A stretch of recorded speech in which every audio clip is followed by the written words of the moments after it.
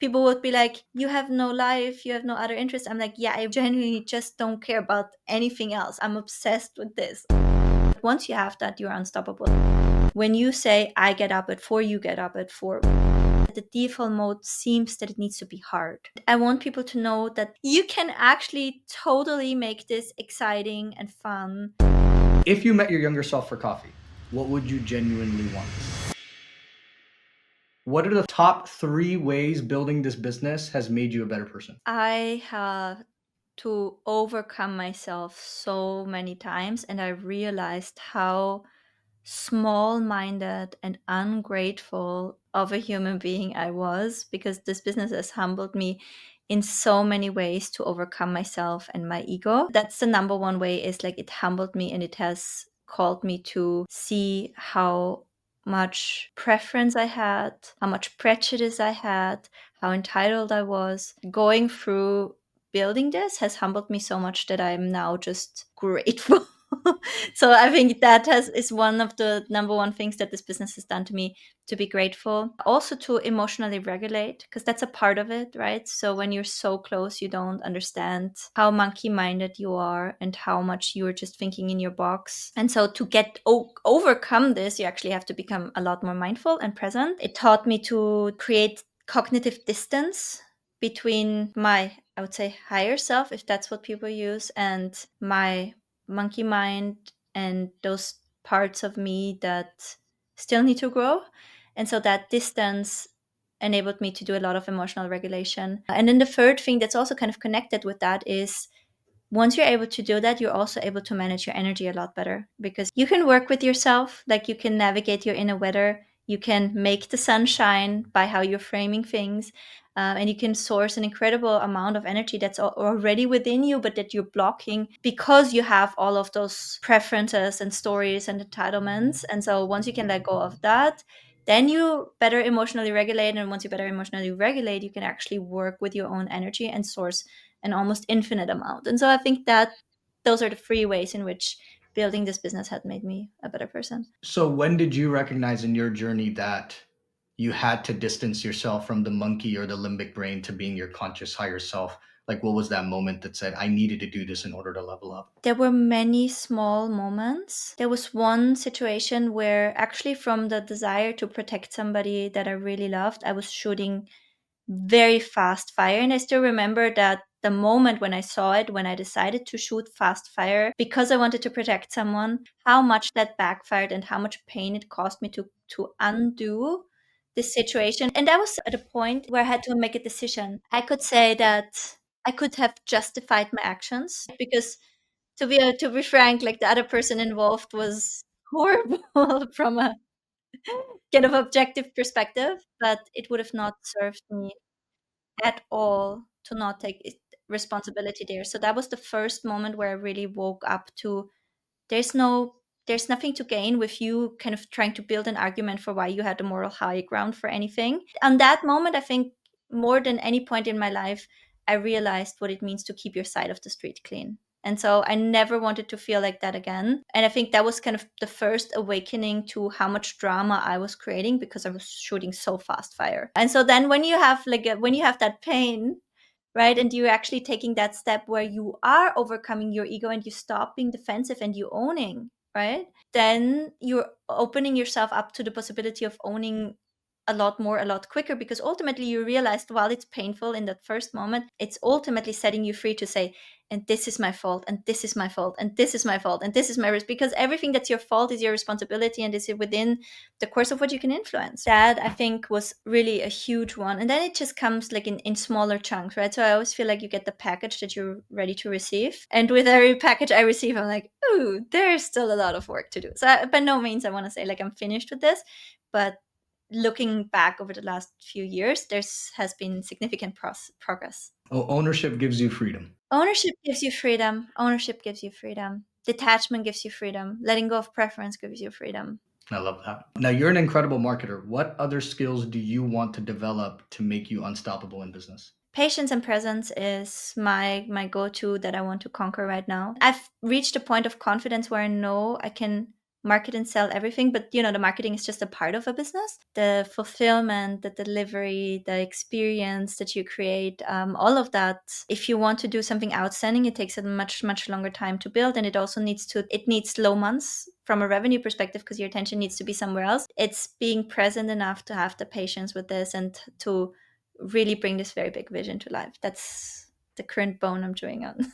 I love it. I love it. With the current state of the online education industry, what are your thoughts and what do you wish would change?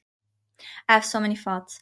I think we're really in a change. And for the whole year of 2023, 2024, I couldn't really see it through. I could just feel the massive seismic shift that was going on. And it was not just the 2020 sales fading out.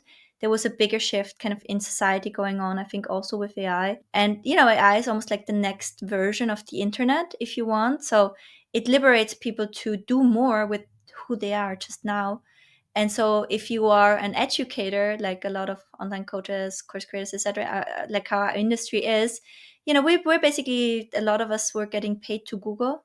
And now it has become easier to Google yourself because you can actually talk to an AI. So it's basically, a lot of that has been replaced. And for a long time, there was the excitement, all of that was kind of gone. And that we could only see like the same offers, everything again. There was not a lot of innovation, but we saw the shift towards the relationships, the communities, etc. again. And now I feel that I fully understood that where it's going is productizing experience, because it's something that no AI can ever have a human experience. So deliberately exposing yourself to challenging experiences so you can productize it for others, because they can then conveniently follow your path. I think that's the future of our industry, and I feel really strongly about that. Anything you would change, or are you like, hey, this is the direction it's going in? I think the direction is that we will see a lot of cleanup happening. So a lot of the people who were like a better Google that always held back. I have the saying, if you're afraid to give away the farm, you have not found the farm yet. This scarcity mindset, I think AI deplatformed that scarcity mindset more than ever, right? Because I mean, there were people who wanted to charge for their ideal client process, right? And so there's one thing to charge for it because you're actually doing it with people and you're spending the time and you're there servicing it. But just for the pure information, like, how do you justify that? And so I think a lot of people who were gatekeeping sheer like information, often not even resulting from their genuine experience, or if anything resulting from their experience and their experience only, not helping a ton of other people to put it to the test.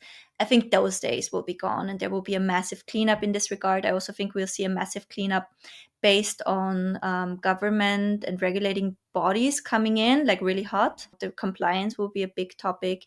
And so that's again kind of coming back to just productizing your experience. Like, stop promising certain things that you don't know if you will be able somebody else to achieve, right? You can just say, here's exactly what I've done, right? Here's what I can promise you. I can't promise you that you'll get the same, but I can promise you I show you everything I'm doing and I've done, and I'm in there in the weeds with you. And I think we'll see a big correction kind of going towards that, not only from a consumer perspective, but also from a market regulatory perspective. I'm excited for this change in the industry. This is going to be awesome.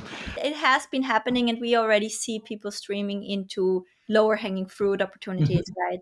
Hmm. So Hmm. it will just clean itself up.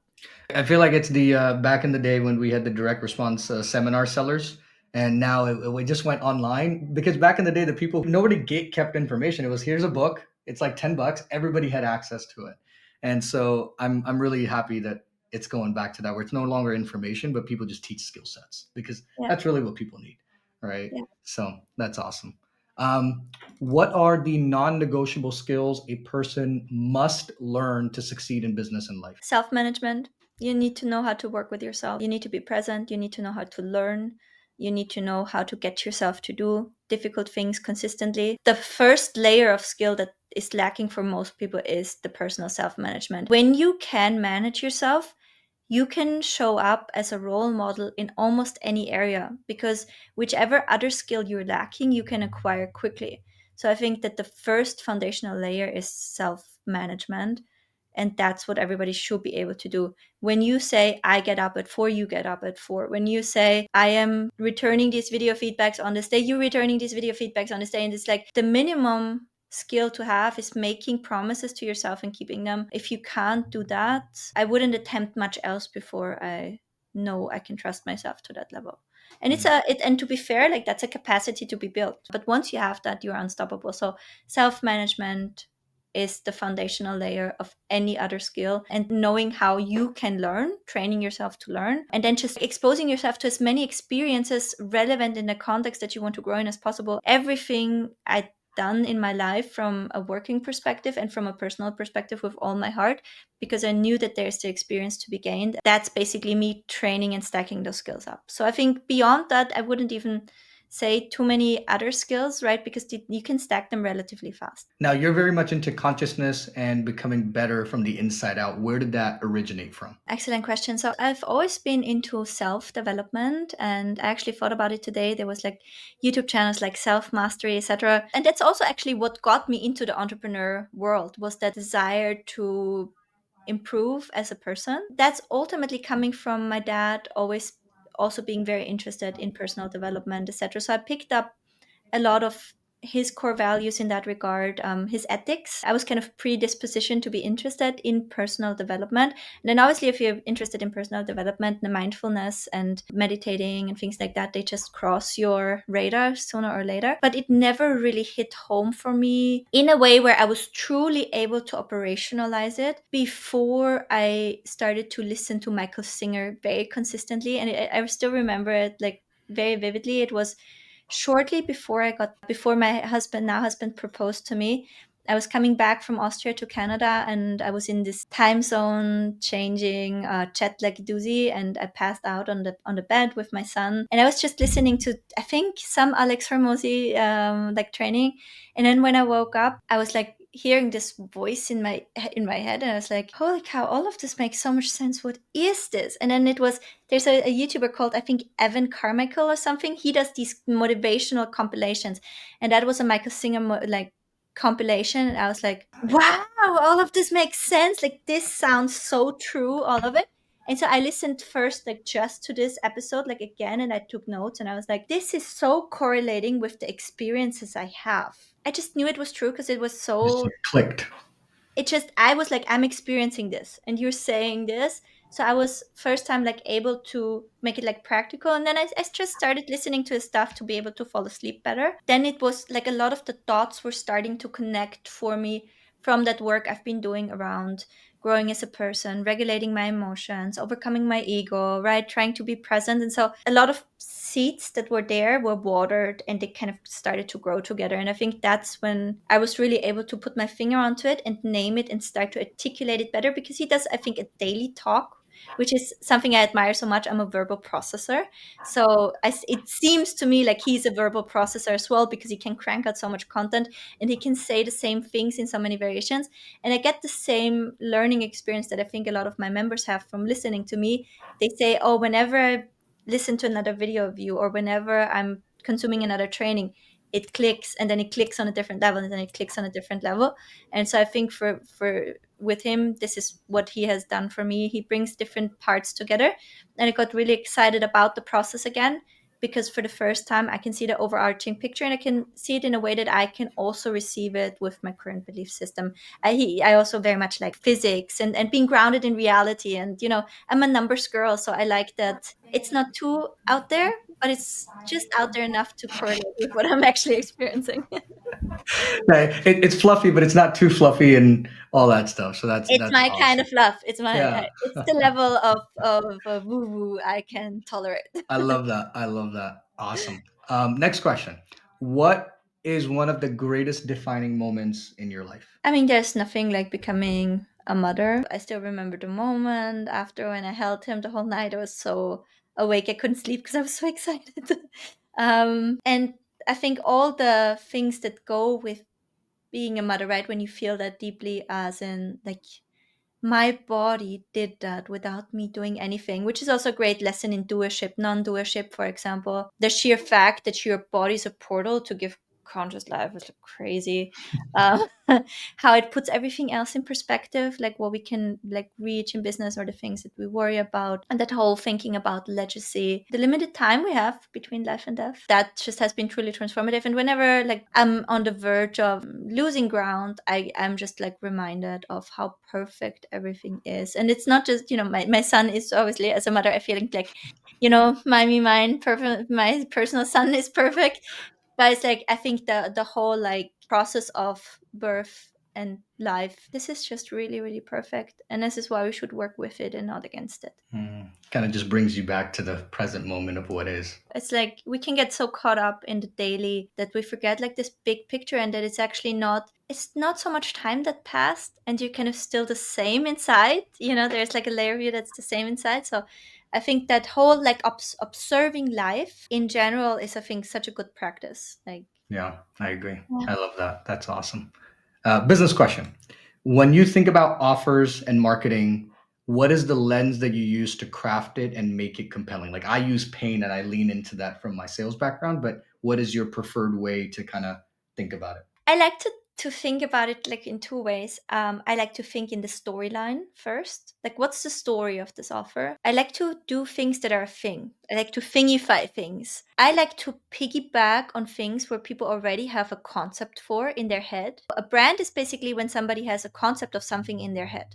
So I try to think of things that are like a brand, but nobody has taken them as theirs just yet, right? So, for example, when I had my low ticket membership, my $7 membership, which was one of the big like rocket moments in my business, people started to name it mini membership. Oh, your mini membership. And I was like, nobody has taken that. And that's so good. So I made it a signature program of mine, right? So I'm trying to think like, where are people starting to use words or concepts more collectively, right? So it's a zeitgeist situation, and nobody has claimed that stake. So I try to claim it and pull it basically into my corner. And then I tell the story of it, how I feel it. Because I think I've grown good in pattern recognition.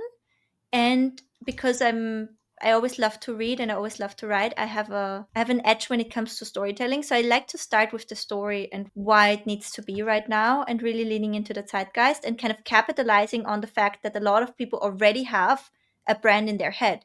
And now I just need to make it mine instead of building a brand from scratch. So that's how I like to think in offers. And then I like to think in Zoom. Like, I can zoom in, like my containers are freebie, mini offer, order bump, paid workshop, pop up coaching program, membership, premium membership, VIP day, right? So there's like different coaching containers. So I'm like, this brand and this concept, to what container does it lend itself the best? And what container is currently underrepresented in my offer suite? And then I just match it. Instead of trying to create a brand in and of itself, just create the association with yourself. Is that right? Exactly, That's exactly. Just awesome. just piggybacking on like a concept that's already out there, but nobody has helped people. Because when a concept is out there, it's typically because the zeitgeist has boiled up to this point where it's a concept, right? A lot of people having a similar experience, so it's kind of hanging in the air. And if you can be one of the people who sees it and names it before others, it's really powerful, and you almost automatically make it yours, just because you've been the one speaking out what everybody has been feeling. And so when you can find the words for it, you can make it yours. That's awesome. That's super. That's like a superpower, to be completely honest. It's Um, just a skill that can be trained, right? So it's like sharpening and paying. That's also like getting out of your way, right? So when you are like, what do I want to create? What am I good at it? You're like thinking about yourself. But when you are sitting there and listening, you mm, start to see, right? So that's yeah, the thing. Like, you have to remove yourself to listen. And then when you watch the clouds and you see the shapes, that's all. But you have to look up. it's like you have to be an observer of your thoughts and emotions, but also take that skill to put it in other areas of your life. It's already there. It's already all there. Like, that's the crazy thing. Like, it's Mm, sitting there and it's waiting. I like that. Next one's a little bit deep. What are things that still haunt you deeply that you're working on? Sometimes I think about how long I'll still live, and then I think about how long the earth will still exist, and then I think a lot about how long the earth will not exist, and then I think a lot about how long the universe will still exist, and then I think about what's after, and the sheer magnitude of everything in relation to me, and the infinite time that's ahead, that sometimes feels like my stomach is dissolving, just because it scares me like so much. And that's something like a panic that sometimes comes up. I used to have a lot of panic attacks. The first time I got treated for anxiety was when I was 12. I would sleep with the toaster in my bed because I had the compulsion to keep checking if it's turned off and plugged off. That I decided so I can sleep, I'll just take it. I hold the plug in my hand and I hold the toaster in my other hand, and then I can fall asleep. And so when my dad saw that, he arranged an appointment with a psychiatrist.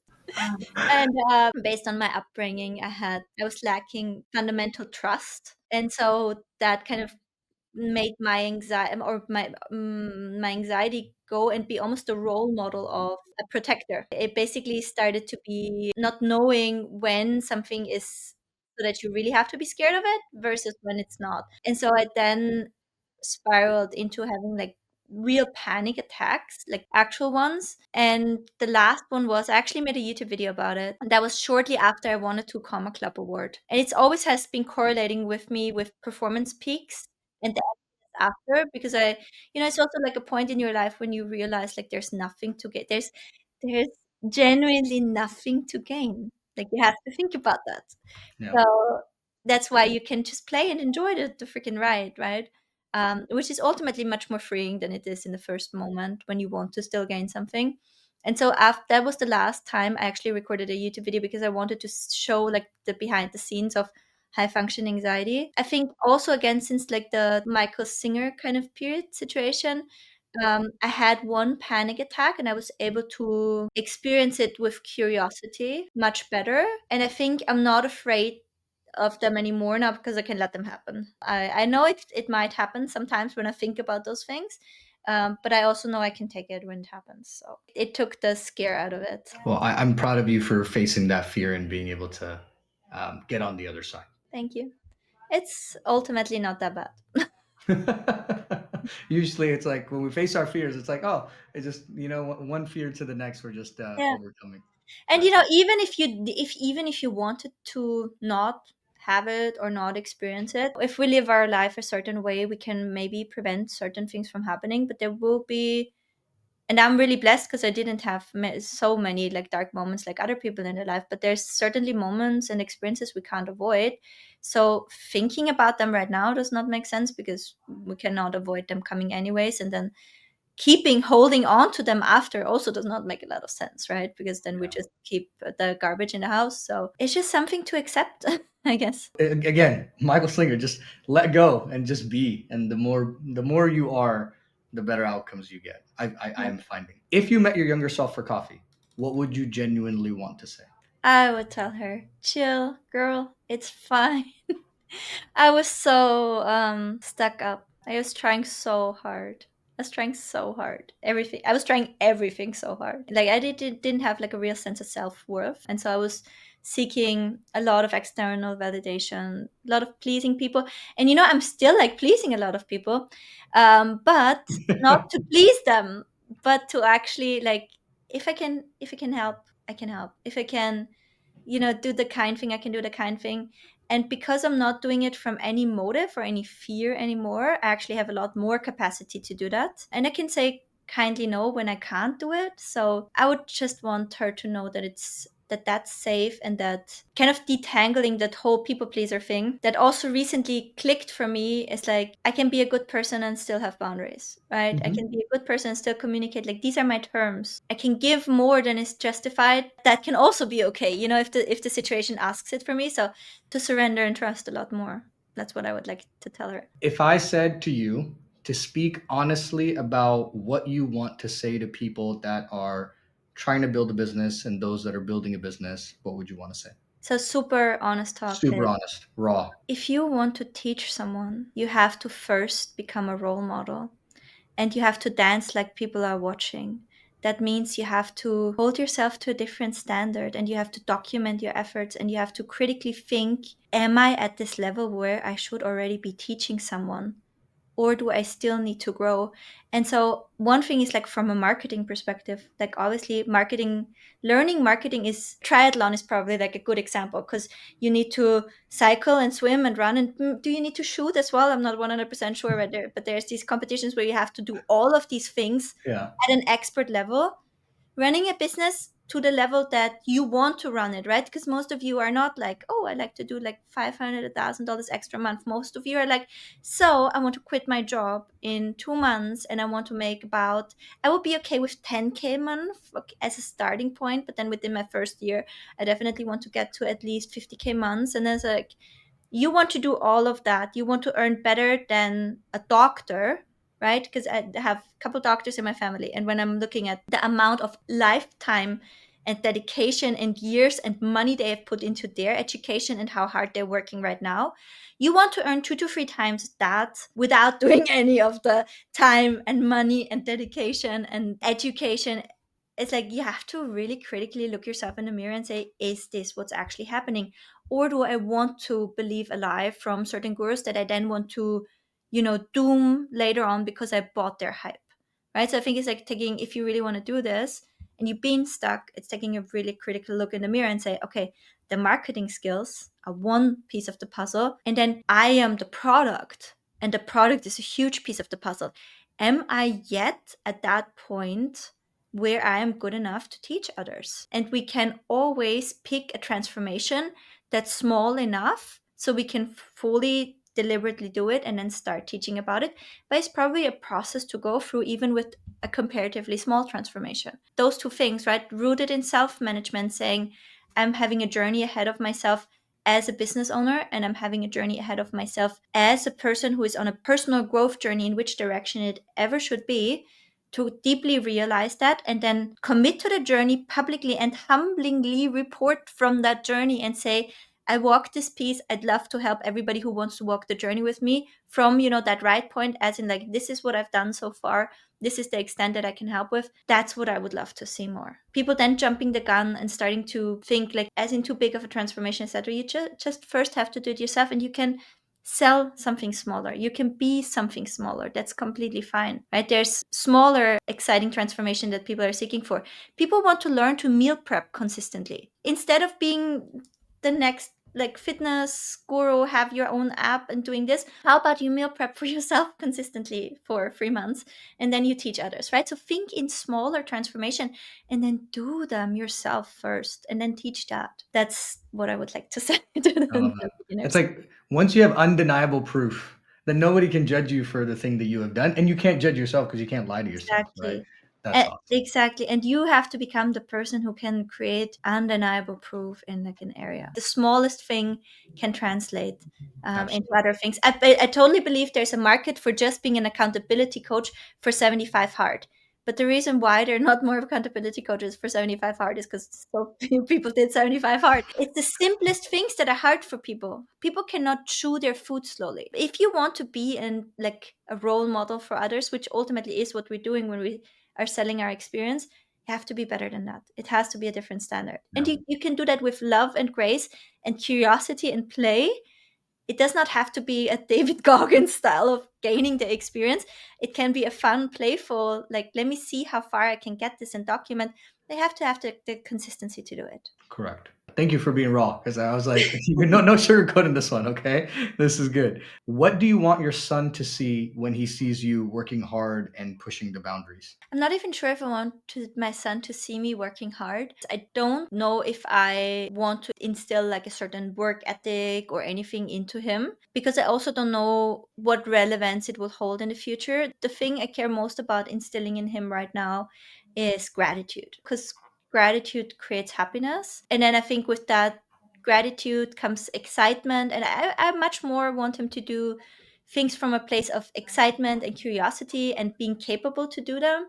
So I want to live for him the example of, this is how you're freaking excited that you're alive and that you have skills and that you can do something. That's what I want to instill in him, much rather than him seeing me work hard. I don't even want to see myself working hard. I want to see myself doing my duty in joy, right? And so for other people, it might look from the outside like I'm working really hard, but it's me doing what I'm supposed to do, I guess, with my time, and I actually deeply enjoy everything that I do. Thank you for that perspective. What was your driving force in your life when you started the business and started to just wanted to progress your life? And what's your driving force now? When I was starting the business, all I wanted to was to be home with my son. So I've shared this a few times before, but I've tried to be a mother for 5 years with my previous partner and fiance, and it would never happen for us. And during those whole 5 years of trying, um, I had been I've been working, and I had been trying to build up a business on the side because I was excited about the idea about of being a mother, and then I wanted to have something that I could do a little bit more from home, spending more time like with the child. So that was kind of always the motivation was I know I want to be a mother, and I know I want to be able to be present. And that was the initial motivation. It just got more intensified when I met my now husband, and my son happened as an accident, right? So for me, he was a miracle. For my now husband, it was a shock that it happened. But he was supposed to come, right? And so first I thought I might have to raise him alone. And we actually were split up for a while. So I really tried to figure it out, like from a finance perspective. And what I learned working more than I initially wanted as a mother, and being a mother actually also opened me up to understand that there's no value in making being a mother my identity, like my whole identity. It's like, it's again like an ego thing. And I think I've been waiting for a child to prove that I'm worth something, because when you're a mother, you're like, you've given life, like you're at least worth something. So that's how low my self-worth was. I thought that I need to do something meaningful, which a child would give me, legitimize my existence basically. But when you then have your child and it unfolds into reality, you realize that that was just a chase for feeling okay as well. And so when I had and that I couldn't make my son that he is so much more, and this is so much more sacred than being that. So I quickly realized that the idea that I had in my head for motherhood and needing to make it a certain way so I can be fully present, that was not like the thing. And then especially once it started to help others and start to become more meaningful, and I started to pull identity and validation from it, it almost became a conflict, like between that motherhood identity and that identity of being a business owner. And ultimately I think I came to the realization that both are false senses of self. I have a duty as a mother, just like I have a duty as an educator in the business that I run. I have a duty as a business owner to do things to my best abilities.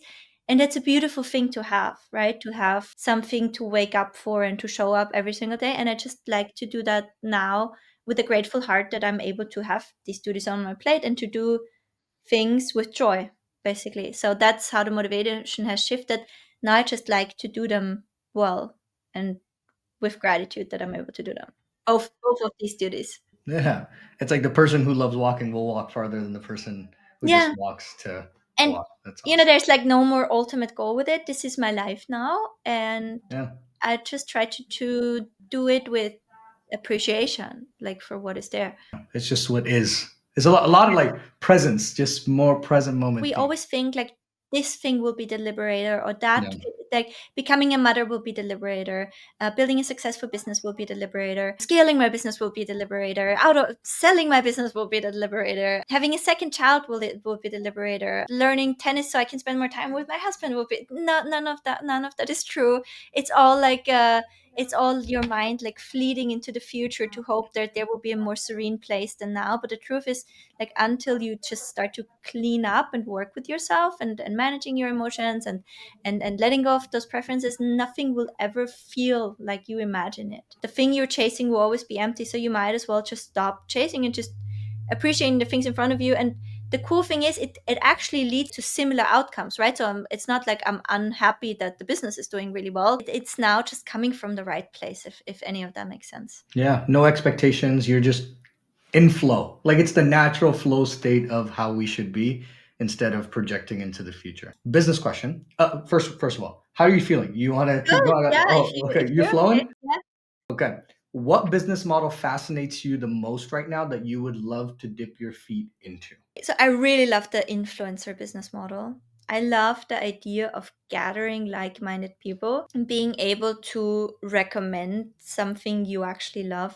Because right now I'm in my business at a little bit of a capacity problem, right? So I want to do the things that I do in the quality that I do, and I could push for more volume, but that would sacrifice value, right? As in how the experience is. And so there's right now a little cap to how I can grow my own products, right? So like with the mastermind, I could push for more members right now, but I would need to, for example, get more help giving scale plan updates and doing those things. And I want to be the one like doing it with the people. Right now there's a limit to scale because I am the product, right? But when, and this is in synergy, right? Because when my personal brand grows bigger, it helps my current product, but it also would allow me to refer to other products, that I genuinely enjoy as a consumer. And so I'm really, really fascinated with the thought of influencing, not from a like typical influence, like the model of Hmm. Hmm. influencer business is just mind blowing. But there's, I think, different levels of quality in which you can do it. And Correct. so, actually, maybe it's not even quality, maybe it's niches, micro influencing at scale. I think that's what I'm really, really fascinated about. And what do you mean by micro influencing? The traditional influencer, they just have mass appeal. People follow them because they're cool, because of who they are, right? And so they can influence like in certain direction, like lifestyle type of products. A smaller influencer would be like a fitness influencer, right? So they're like, this is already a niche. And then a micro influencer, and I think that's what I want to do more, is you are your niche, right? And so Hmm. almost like a, what if you put the idea of 1,000 true fans on steroids, Hmm. and you could just really get paid to be you, but you don't have to be cool. Like, it's like, Yeah. so you don't have to micro influence in the sense of just a small population, like a small part of the population actually finds you so compelling and so interesting that they will follow your advice and be influenced by you, but you make it so that it's actually who you truly are. So it's like an Hmm. authentic version of that. Yeah. So that's the I think that's the future as well of that model, because we see that big influencers, it's not as profitable anymore for the advertisers as well, right? A lot of people are going back to their jobs, but I think that concept of, and I don't want to call it thought leadership, because I also don't think it's thought leadership. Mm-mm. It's people who can gather and share and contextualize. I think that's the obsession that I currently have, because Yeah. it also wouldn't necessarily need to be that you're an educator, if that makes sense. I think it's more like you have almost like a curation function. Hmm. Hmm. um, I'm really fascinated by that. I think I that's love a that. very future model, also because we will see a cleanup, right? So there will be fewer companies who are doing their job better because of AI as well. And so instead of competing, you can plug in that in ecosystem and basically build your own game. And that's a lot what I'm after. I've been very well rewarded in my journey for always carving out my own playing field. So I'm in synergy with everyone and I'm not necessarily in competition with anyone. There's a term that goes around in the Twitter space. It's called the one person niche, which is just you, where you just keep creating until you just become the thing. Oh yeah, and we've seen this happening a lot on TikTok, I think. Hmm. I think the Hmm. problem with TikTok was like the algorithm and that it's not for relationship building. I think the platforms to be, if you want to do the one person niche, has to be email and YouTube, because you have to Hmm. give it some longevity. Absolutely. What's something that's been holding you back because of fear or uncertainty? And if you knew that if I just let go of this, I'm unstoppable. That's cool because it's actually the thing that I'm doing right now. I always call it brain pregnant. I've been brain pregnant with like my truest inner North Star now for a while. So I've noticed that I'm evolving and I start to care about different things, right? And so it's like what you deeply care about is where you spend the most of your mental capacity, is also where you have the potential to grow the most.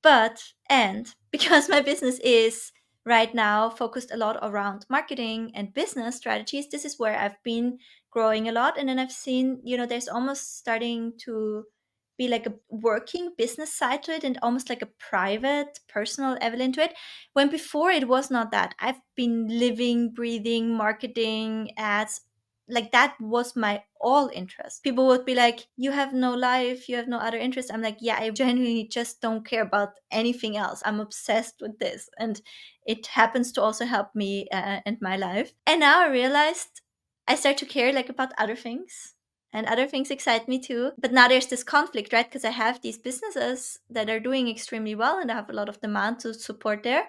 and I'm trying to Trojan horse other like a little bit mindfulness, etc., into it. But I also know it's probably not the right audience to build, right? So the right way to build is to take those concepts that are already out there and claim them. But then, it's also withdrawing from the current business. So I found the synergy to help people in my business and creating a forcing function to do the other thing that I'm really deeply scared of, which is starting over, right? And putting myself again to the fire test. And I am starting over, put myself to the fire test, and I'm documenting it. So I have the forcing function. And I'm also opening a window for myself to explore this that I can justify with my current setup. So that's basically what I've been doing. I've been allowing myself to tap into it in a little bit of a pressure cooker situation, because then I also know if that is serving others right now, then I can justify spending the time doing it. And so yeah, that's what's going to happen in May and beyond. And I already started to dance like people are watching. So the moment I committed to doing this was also the day I started to take my first progress pictures, make a log, start to expand on my North Star visual map. I started to journal about it. Now that I'm also wanting to take it from an interest to potentially a business, it also means I have to set a higher standard for myself. And so I already started doing this, which is what I would recommend for everyone. So if you're not having, what do I need to do on a daily basis? How am I going to track my progress? What are metrics that will indicate my progress, right? So those are probably the first things you would want to start, as in documenting, as in you becoming the expert. And it's something that I've over the years deliberately not touched so much, because I've been a marketing expert, right? And I felt it would be overstepping to tell people you need to get your together and become like actually walking the talk. I always Mhm. felt like that would be overstepping to say that. Mm. And I still think it is, but I can show, not tell. I can now show the quality that I would want to see. And I think that that will potentially do more for the industry than me picking on like a certain individual, making them feel insecure about the journey that they have to walk, because sooner or later the market is giving them that feedback anyways. It's not my role to overstep in that way, but I think I can set a different standard if I'm showing how I'm holding myself. And that's the goal. And I'm scared Yeah. of that, right? Because everybody will watch, and when you dance while everybody's watching, you're going to make mistakes and people are going to point out your mistakes. So but it's another way to just let go of my ego and my preferences for like a better version of myself. Anything that you want to share? That was my last question. I hope I brought it out like enough in this. Is everything has a default mode. School has a default light theme, but you can change it to a dark theme, right? So everything has like a default mode, like a video game as well. And I think what we made entrepreneurship and digital entrepreneurship, and especially like this echo chamber of coaching, course creation, online education, what we've made it is that the default mode seems that it needs to be hard. It needs to be grind. It needs to be maximizing profit. And I want people to know that you can go into the settings and you can change it. You can still do big and impactful and meaningful things from a place of fun and joy and excitement and seeking experience. You can do this without beating yourself up. You can do this, without the hustle and grind. There's a lot of energy we can find in the harder, better, good enough, that type of motivation. But there's also a lot of motivation we can find, like our children find excitement in curiosity. And like, I motivate myself like this, like, I wonder if I can do another video feedback, right? So, can I do one more? Or instead of, I have to get this done and people are waiting. And so instead of saying that, I can challenge myself, right? So you can just give yourself a challenge, and if you fail at it, you cannot be like, oh, I'm such a failure, I couldn't make this. You can say, oh, I guess I have to practice more. So it's like you can actually totally make this exciting and fun if you let go of all the other like talk around it and what it means if you're not getting it right the first time. And that's what I truly want you to know, is it does not even have to feel like work. It can just be a fun challenge you're giving for yourself, and learning to make it fun will trickle into your whole life. So there is not an easy mode, but there's a play mode in this. And I would like you to play, and I would like you to experience, because on the other hand, you get to the outcome too. But because no outcome is ours to last, you spend a lot more time in the journey than with the outcome. I'd love you to have a beautiful journey. Please make it so.